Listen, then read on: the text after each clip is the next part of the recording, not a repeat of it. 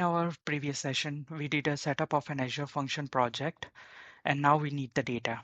So we'll create an Azure Blob Storage account and upload 10 PDF files, which are our main product PDF datasheets. And this PDFs are the raw sources of the AI search indexer, which will read them in our project. So let's go.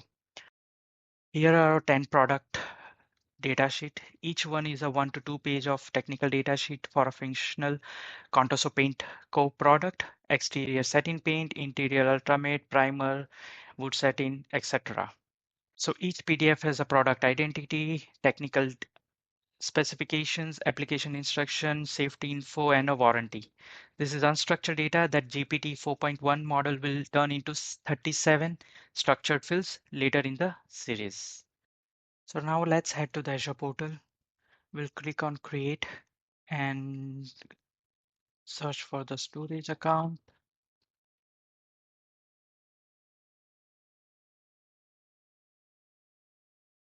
I will use the existing resource group which I already have created and name the storage as Contoso Paint data. Make sure it is globally unique, all lower cases, no dashes. Region will be East US2. Preferred storage type will keep it as an empty. Performance will be standard, and then we'll select local redundancy storage as since this is a POC. Let it validate. And then once it's done, we can click on create. This should take about 30 seconds. While it deploys, let me explain why we choose LRS. For a POC, we don't need geo redundancy.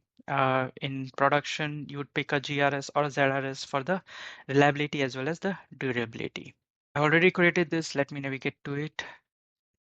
So once the storage account is created, go to the storage account and we'll go to data storage and click on container.